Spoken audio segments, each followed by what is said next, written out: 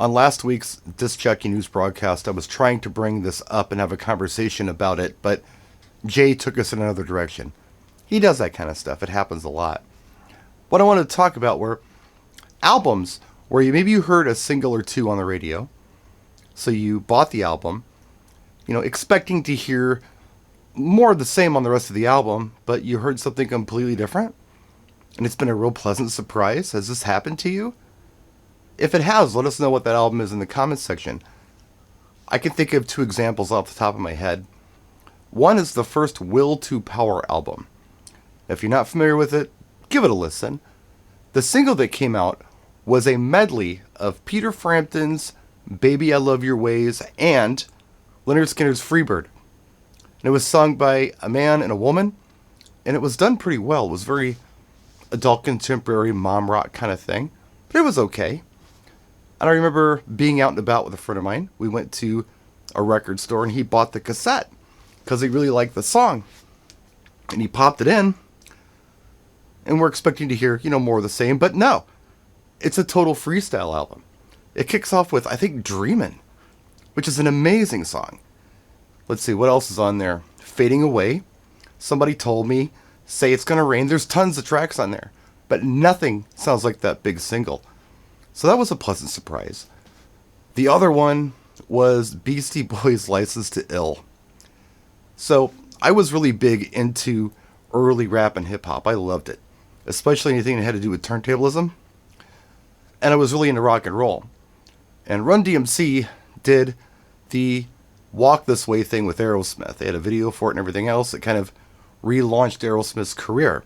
And that was interesting. And you kind of saw it coming, Rock was becoming more mainstream, as was hip-hop, and merging them together was just kind of the natural progression of things. So then I hear Fight for Your Right to Party, the Beastie Boys song, and I hated it.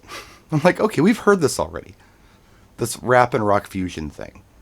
And it's kind of a novelty song. I'm not feeling it. And then No Sleep Till Brooklyn comes out, which is kind of like Fight for Your Right to Party. And in the music video, I forget who it is. I think it might be MCA. Takes a machine gun to a stack of Marshall amplifiers, guitar amps. And for some reason, I took that personally. So I completely dismissed the Beastie Boys. But I had just gotten a CD player. And CDs were very expensive, but I did have 90-minute Maxell cassettes. So I could borrow other people's CDs and record them to cassette. So I was talking to this guy I knew, next door neighbor, and he had just gotten Beastie Boys' License to Ill, and I'm like, well, I suppose.